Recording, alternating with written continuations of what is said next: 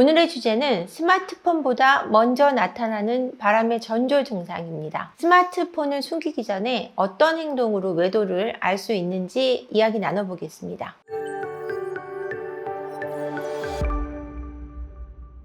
스마트폰보다 먼저 나타나는 바람의 증후라는 거는요, 여러분도 다 경험을 해보셨겠지만 일단 이 사람의 공기가 달라집니다. 공기가 왠지 무거워지거나 때로는 가벼워지거나 때로는 굉장히 냉정해집니다. 차가워진다고 할 수 있죠. 짜증스러운 말투가 늘어나거나 아니면 괜시리 기분 좋은 날이 지속되거나 특별한 일 없이 기분 좋아하고 특별한 일 없이 기분 나빠합니다. 외부에서 그 상간녀와 또는 상간자의 관계에서 스트레스를 받기 때문에 집에 아무 일이 없는데도 불행해하거나 또는 행복해하거나 이런 공기의 변화를 느끼실 수 있을 겁니다. 이 변화 속에서 여러분들이 공기의 변화를 통해서 스마트폰이 잠겨 있는지를 확인하시게 되면 그때는 명확하게 바람이라는 걸 알 수 있죠. 모두들 이런 경우도 있으실 것 같아요. 스마트폰은 원래 비번이 걸려 있어요 라고 얘기하시는 경우가 있죠. 이럴 때는 스마트폰 안에 있는 앱들, 카카오톡이라든지 또는 깔리지 않아야 되는 텔레그램이라든지 아니면 보지 못했던 또 다른 채팅 앱들 또는 사용하지 않을 것 같은 중고 물품 거래 앱을 통해 채팅을 진행하는 경우가 있습니다. 제가 사례 중에 당근 중고 물품을 거래하다 만나서 외도를 한 사례도 있기 때문에요. 왠지 기분 좋아지는 남편, 왠지 기분 나빠하는 아내, 나하고는 아무 일도 없는 상태의 그 심경 변화는, 공기의 변화는 미세하게 외도의 징후를 맡을 수 있는 부분이라고 말씀드리고 싶습니다.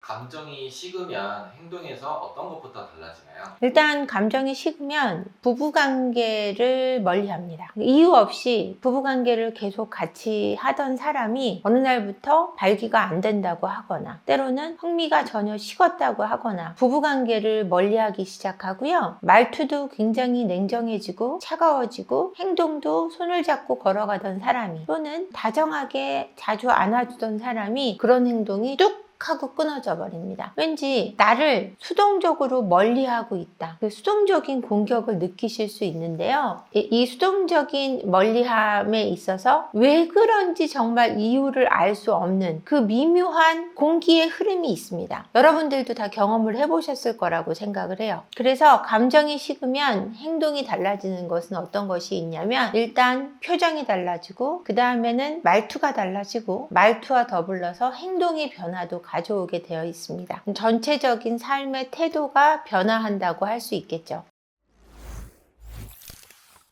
배우자의 짜증이 늘었다면 바람에 대한 죄책감의 회피 심리인가요? 짜증이 늘은 거는요, 회피 심리기보다는 그냥 상대가 싫은 거예요. 마음이 애정이 다른 쪽으로 가 있기 때문에 일단 상대방이 싫어지는 거예요. 그 사람이 싫어져서 짜증이 있는 그대로 나는 부분도 있고요. 그냥 그 사람 자체한테 짜증이 나는 것도 있고요. 더불어서 그 바깥에서 만나고 있는 애인, 상간자와 상간녀하고 갈등이 있거나 또는 그 사람이 너무 보고 싶어서 볼 수 없는 상황에 대한 자책, 죄책감보다는 본인이 원하는 것을 잘 하지 못하는 거에 대한 짜증이라고 생각하시면 될 것 같아요.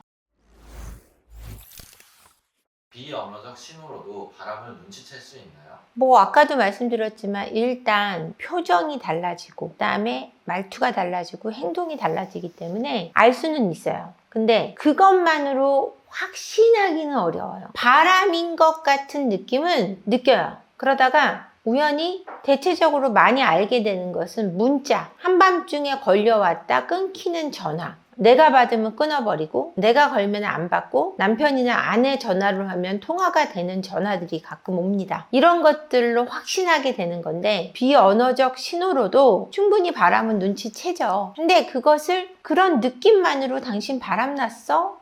라고 물어보면 절대 잡아 뗀다라는 거죠. 근데 그 감은 내가 느끼는 그 감각적인 그 느낌, 그 감은 무시하셔서는 안 되는 것 같아요. 안 하던 짓을 한다라고 생각하면 저 사람이 저러지 않았는데 갑작스럽게 짜증이 너무 심하게 늘었어요. 죽을 병이 걸렸거나 바람이 났거나 둘 중에 하나예요.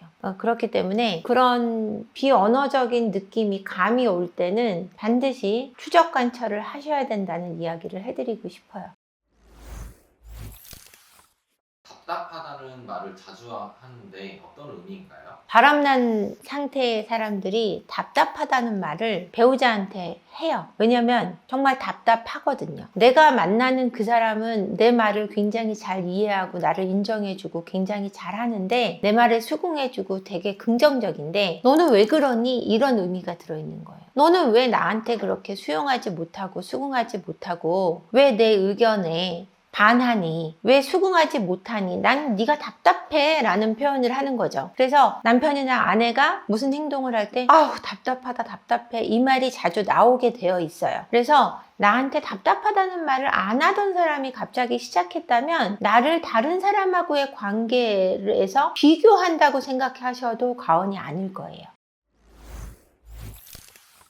마음이 떠난 배우자도 죄책감을 느끼나요? 당연히 죄책감을 느끼죠. 마음이 떠나도 죄책감은 느끼는데 완전히 돌아서 버리면 그 죄책감도 없어져요. 왜냐면은 그런 생각과 감정을 분리해내지 못하면 본인이 그 죄책감 때문에 너무너무 힘들거든요. 죄책감은 사람의 수치심을 불러오게 돼 있는데 이 수치심은 사람을 가장 강력하게 쪼여들게 만듭니다. 그래서 부끄럽다라는 감정이 스스로 그 수치심을 느끼고 죄책감이 동반될 때 죄책감을 느끼면서 수치심이 동반될 때 본인이 견디기가 어렵기 때문에 곧 합리화를 하죠. 곧 합리화를 하기 때문에 금방 사라지긴 하지만 처음에는 죄책감을 느끼게 되어 있습니다. 근데 그 죄책감을 계속해서 느끼게 하려면 내 쪽에서 좀 방어적인 태도를 하지 말아야 되는데 일단 바람의 피해를 입고 나면 굉장히 방어적이고 공격적으로밖에 변할 수가 없어요. 그렇게 하면 상대는 더 멀어지고 죄책감을 완전하게 잊어버리게 되죠. 그 죄책감을 느꼈을 때 좀 수용적인 태도를 보여주시면 이 바람을 정리할 수가 있는데 그거를 못 하세요. 그래서 제가 상담을 오시면 그거를 조절하는 방법에 대해서 제가 좀 알려드리죠. 가정을 지키고자 하시는 분들이 생각보다 많아요. 배우자의 외도에 대해서 무조건 이혼하겠다고 하시는 분들보다 바람을 좀 무마시키고 또 용서해 줘야 되겠다. 그리고 저 사람을 치료하겠다라는 의지를 가지신 분들도 많기 때문에 이 죄책감을 느끼는 타이밍을 기가 막히게 잘 컨트롤 해내셔야 돼요. 근데 내가 일단 힘들기 때문에 공격적이고 드자비를 하게 되고 네가 잘못했기 때문에 네가 나한테 끝까지 용서를 빌어야 된다라고 밀어붙이시면 가정은 깨어지게 되어 있습니다. 세퍼언니 TV를 시청해주시는 구독자 여러분 안녕하세요. 저희 세퍼언니 리어브에서 오픈 채팅방을 개설했습니다. 여기서는 세퍼언니 저 한재원과 직접 대화를 나누실 수 있고요. 결혼 생활의 모든 문제, 외도 문제, 시댁 문제, 성격 차이,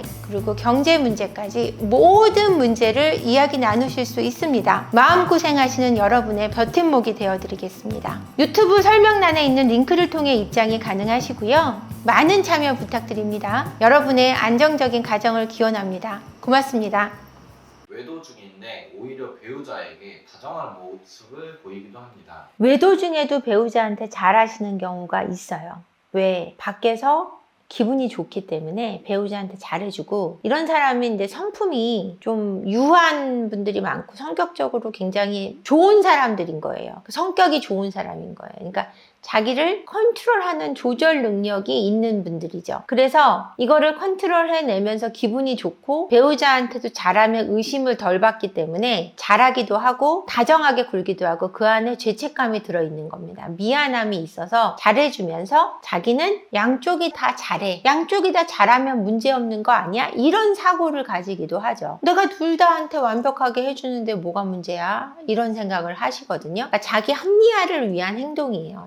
정당화를 위한 행동이기 때문에 이 다정함 때문에 바람을 잡는 거를 주저하시는 분도 있어요. 그러니까 어떤 드라마에 이런 장면이 나왔는데 딸이 아빠가 바람났다라는 사실을 엄마한테 얘기해 줍니다. 근데 엄마가 막 화를 내면서 내가 모르고 있는 것 같냐. 근데 네 아빠가 바람난 1년 전부터 나한테 굉장히 잘해주기 시작했는데 네가 그걸 다 망쳤다고. 네 아빠한테 내가 알고 있는 거 말하지 말라고 이런 장면의 드라마가 있었거든요. 이처럼 다정함에 취해서 저 사람의 바람을 묵인해주는 경우도 있습니다. 근데 이 다정함이 진심이 아니라는 것이 좀 아쉽죠. 이런 이유로 다정하게 행동하기도 합니다. 바람은 의심 전에 막을 수가 있나요? 바람을 막을 수 있는 방법에 대해서 물어보시는데 바람을 막을 수는 없습니다. 개인의 행동을 통제할 수는 없기 때문에요. 근데 스스로는 막을 수 있어요. 누구나 저는 바람기는 가지고 있다고 생각합니다. 그리고 결혼을 했어도 누군가 이성에게 호감을 느끼는 경우는 있을 수 있다고 생각해요. 사람이기 때문에. 하지만 그것을 절제하는 것이 어른의 행동이고 결혼한 기혼자의 모습이라고 생각합니다. 책임이고 의무라고 생각해요. 그렇기 때문에 바람 전에 그래도 막으려면은 어릴 적이 평탄하지 않았던 내 배우자의 트라우마와 결핍의 치료가 좀 깊이 있게 그 우울감이나 아니면 불안이나 충동 조절의 문제를 미리미리 좀 점검해서 치유를 할 수 있다면 그래도 가능성이 있지 않을까 생각합니다. 네, 여러분, 스마트폰보다 먼저 나타나는 것은 남편이나 아내가 외도를 했을 때 감정의 기복이 오락가락하기 때문에 매우 짜증스러워하거나 아니면 매우 기분이 좋거나 아니면은 답답하다는 말을 주로 하거나 기운이 굉장히 넘쳐 있다가 없다가 그 기복을 잘 못 해내는 경우가 있어요. 기복이 확연하게 드러나고 짜증이 많아지거나 안 하던 어떤 다정함이 드러나거나 이런 형식으로 내 배우자에 맞춰서 내 배우자가 하지 않는 행동을 하고 있다면 그때는 스마트폰을 한번 점검하실 필요가 있습니다. 그래서 명확한 증거들이 없이는 아무것도 할 수 있는 게 없기 때문에 명확한 그런 공기로 그런 바람의 흐름을 느끼더라도 명확한 증거가 들어오기 전까지는 포커페이스를 완벽히 하시고 증거들을 잡은 다음에 그리고 나서 행동들을 여러 가지 단계별로 하나하나 밟아 나가셔야 가정을 살릴 수가 있습니다. 그 부분 혼자 하기 어려우실 때는 저희 세포언니 심리상담소 찾아주시고요. 저희 오픈 채팅방도 오픈을 했고 네이버 카페도 활발히 활동하고 있습니다. 거기에 오셔서 많은 글 그리고 또 사연들 나누어 주시기를 바라겠습니다. 오늘도 영상 끝까지 봐주셔서 감사합니다. 구독과 좋아요 부탁드리겠습니다. 고맙습니다.